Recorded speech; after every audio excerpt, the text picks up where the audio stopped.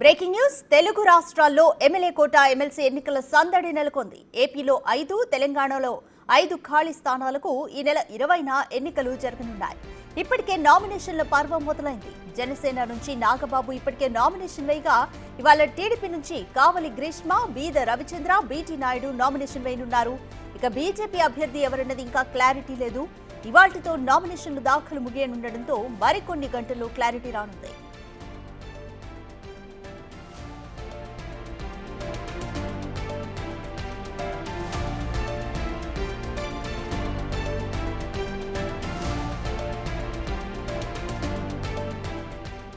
ఇక తెలంగాణలోనూ ఇవాళే అభ్యర్థులు నామినేషన్ వేయనున్నారు. కాంగ్రెస్ నుంచి 3 అద్దంకి దయాకర్, విజయశాంతి, శంకర్ నాయక్ నామినేషన్ వేస్తారు.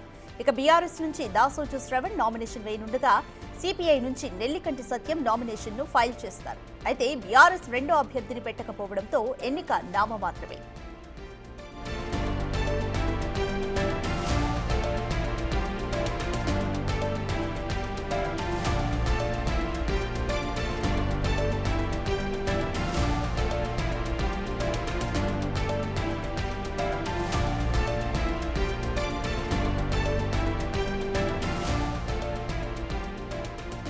రెండు తెలుగు రాష్ట్రాల్లో ఎమ్మెల్యే కోట ఎమ్మెల్సీ ఎన్నికల సందడి మొదలైంది. అయితే ఇప్పటికే పార్టీల అభ్యర్థుల్ని ఫైనల్ చేశాయి. ఇక ఏపీలో 5, తెలంగాణలో 5 ఖాళీ స్థానాలకు ఈ నెల 20న ఎన్నికలు జరగనున్నాయి.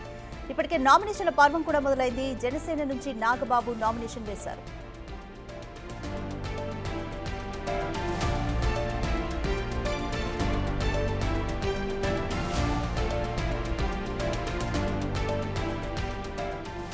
మోర్ డీటెయిల్స్ మా ఇన్పుట్ ఎడిటర్ పవన్ కుమార్ అందిస్తారు.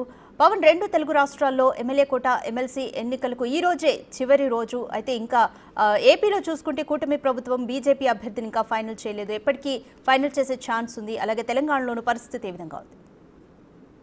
తెలంగాణ, ఆంధ్రప్రదేశ్లో 5 ఎమ్మెల్యే కోట ఎమ్మెల్సీ స్థానాలకు ఇప్పటికే నోటిఫికేషన్ విడుదలైంది. ఈరోజు నామినేషన్ దాఖలకు చివరి రోజు. అయితే ఇక్కడ తెలంగాణలో అటు ఏపీలో టీడీపీ, జనసేన అభ్యర్థుల్ని ప్రకటించాయి. ఇక్కడ తెలంగాణలో కాంగ్రెస్ తన మిత్రపక్షానికి సిపిఐకి 1 సీటు కేటాయించింది. తను 3 స్థానాలలో పోటీ చేస్తుంది. ఇక బీఆర్ఎస్ కూడా 1 స్థానానికి అభ్యర్థిని ప్రకటించింది. చూసినట్లయితే అద్దంకి దయాకర్ అటు సామాజిక వర్గాలకు కూడా న్యాయం జరిగేటట్టు అన్ని సామాజిక వర్గాలను కలుపుతూ ఈ అభ్యర్థుల ప్రకటన అనేది నిన్న ఏఐసిసి విడుదల చేసింది. మాల సామాజిక వర్గానికి చెందిన అద్దంకి దయాకర్ ఆయన ఎప్పటి నుంచో పార్టీకి లాయల్గా ఉన్నారు. తుంగతుర్తి టికెట్ను కూడా ఆయన మొన్న ఎన్నికల్లో త్యాగం చేయాల్సి వచ్చింది. అద్దంకి దయాకర్కు ఎమ్మెల్సీ స్థానాన్ని కేటాయించారు. ఇక బీసీ కోటాలో, మహిళా కోటాలో విజయశాంతిని అభ్యర్థిగా ప్రకటించారు. ఎప్పుడు పార్టీని అంటిపెట్టుకొని దశాబ్దాలుగా పార్టీ కష్టకాలంలో కూడా పార్టీని వీడకుండా ఉన్న ఉమ్మడి నల్గొండ జిల్లాకు చెందిన శంకర్ నాయక్ ప్రస్తుతం నల్గొండ జిల్లా డీసీసీ అధ్యక్షుడిగా ఉన్నాడు. ఆయన ఎంపీటీసీ సభ్యునిగా, ఎంపీపీగా, జెడ్పీటీసీ సభ్యునిగా అనేక సార్లు ఎన్నికల్లో పోటీ చేశారు. ఆయన ముఖ్యంగా పార్టీని అంటిపెట్టుకొని ఉండడంతో ఆయనకు కూడా టికెట్ అటు ఎమ్మెల్యే కోట ఎమ్మెల్సీ స్థానాన్ని ఆయనకి కేటాయించారు. ఇక సిపిఐ మిత్రపక్షం కావడంతో దానికి 1 సీటు కేటాయించారు. సిపిఐ ఇప్పటికే నెల్లికంటి సత్యాన్ని తమ అభ్యర్థిగా ప్రకటించింది. 11 గంటల తర్వాత వీళ్ళందరూ కూడా నామినేషన్లు దాఖలు చేసే ప్రక్రియ కొనసాగుతుంది. అసెంబ్లీలో వీళ్ళ నామినేషన్ దాఖలకు అన్ని ఏర్పాట్లు కూడా చేయడం జరిగింది. ఇక బీఆర్ఎస్ పార్టీకి ఆశావాహులు భారీగా ఉన్నారు, కానీ వాళ్ళకు 1 స్థానం దక్కుతుంది.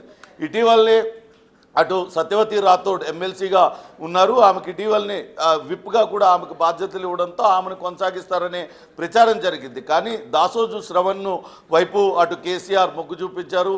అటు బీఆర్ఎస్ వాణిని గట్టిగా వినిపించడంతో పాటు యువకుడు గతంలో అటు గవర్నర్ కోటాలో ఎమ్మెల్సీగా అవకాశం ఇచ్చినప్పటికీ అప్పట్లో గవర్నర్ తమిళసై వీళ్లకు ఎమ్మెల్సీగా నామినేట్ చేయకపోవడంతో అప్పటి నుంచి కూడా ఆయన ఎదురు చూస్తూ ఉన్నారు. దాంతో ఇప్పుడు ఖాళీ అవుతున్న స్థానానికి సంబంధించి దాసోజు శ్రవణ్ను ఎమ్మెల్సీగా ఆయనను ప్రకటించారు. అయితే అటు బీఆర్ఎస్ పార్టీ ఇద్దరు ఎమ్మెల్సీ అభ్యర్థుల్ని నిలబెడుతుందంటూ భావించినప్పటికీ చివరి నిమిషం వరకు ఆ చర్చ పార్టీలో జరిగింది. 2 ఎమ్మెల్సీ అభ్యర్థిని కూడా నిలబెడదాము, కాంగ్రెస్ నుంచి కొన్ని చీలే అవకాశం ఉంటుంది, లేకుంటే బీఆర్ఎస్ నుంచి కాంగ్రెస్ పార్టీ వైపు వెళ్ళిన ఎమ్మెల్యేలు కొంతవరకు ఇటు మొగ్గు చూపించే అవకాశం ఉంటుందంటూ భావించినప్పటికీ చివరి నిమిషంలో వెనక్కి తగ్గి కేవలం ఒకటే అభ్యర్థిని నిలబెట్టారు.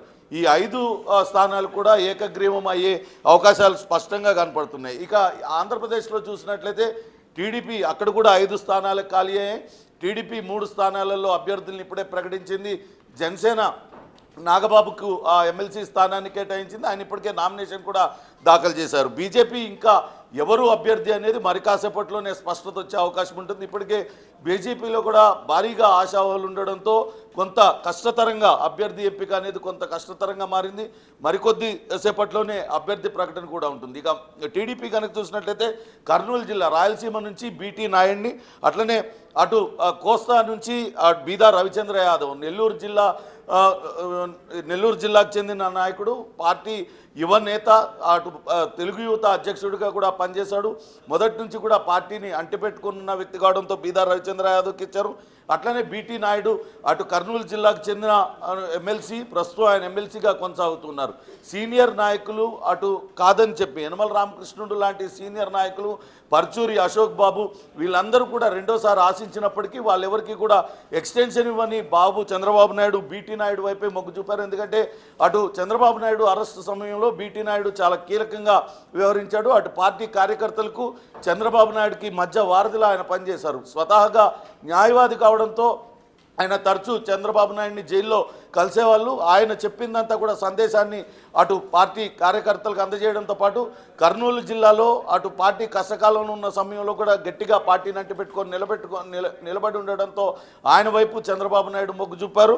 అలానే బీదా రవిచంద్ర యాదవ్ నెల్లూరు జిల్లాకు చెందిన బలమైన నేత, యాదవ్ సామాజిక వర్గానికి చెందిన నేత, వీళ్ళిద్దరూ కూడా బీసీ నాయకులు కావడంతో వాళ్ళిద్దరి వైపు అటు చంద్రబాబు నాయుడు మొగ్గు చూపారు. కావలి గ్రీష్మ గతంలో స్పీకర్గా పనిచేసిన ప్రతిభాభారతి కుమార్తె, కొంత దుందుడుకు నేతగా ఆమెకు పేరుంది. ఇటీవల యువనేతగా లోకేష్ టీంలో మొదటి నుంచి కూడా కీలకంగా వ్యవహరిస్తుంది. కావలి గ్రీష్మ మహానాడులో ఆమె చేసిన ప్రసంగం కావచ్చు, వైసీపీ నేతలను సవాల్ చేస్తూ తొడగట్టడంతో ఒక్కసారిగా కావలి గ్రీష్మ పేరంతా కూడా వినిపించిన పరిస్థితి. అప్పటి నుంచి కూడా చాలా దుందుడుకుగా వ్యవహరిస్తుంది. కావలి గ్రీష్మ వ్యవహార శైలిపైన అనేక విమర్శలు వచ్చినా కానీ ఇప్పుడు ఇటువంటి నాయకులు, ఇటువంటి రెండవ తరం నాయకులు అవసరం అని భావించిన లోకేష్ టీం కావలి గ్రీష్మను ఎంపిక చేసినట్లుగా తెలుస్తుంది. మొత్తం మీద అటు 2 తెలుగు రాష్ట్రాల్లో 10 ఎమ్మెల్సీ స్థానాలు కూడా ఏకగ్రీవంగా ఎన్నికయ్యే అవకాశం అయితే కనపడుతుంది. మరి కాసేపట్లోనే ఇటు తెలంగాణలో 11 తర్వాత అందరూ నామినేషన్లు దాఖలు చేస్తారు. అటు ఆంధ్రప్రదేశ్లో బీజేపీ అభ్యర్థి ప్రకటన మరి కాసేపట్లోనే ఉంటుంది. అభ్యర్థి ప్రకటన కాగానే వాళ్ళు కూడా నామినేషన్లు దాఖలు చేయడానికి రంగం సిద్ధం చేసుకున్నారు. ఇక టీడీపీ అభ్యర్థులు ఇప్పటికే విజయవాడ చేరుకున్నారు. మరి కాసేపట్లోనే వాళ్ళందరూ కూడా నామినేషన్లు దాఖలు చేయనున్నారు. Radhika, thank you Pawan.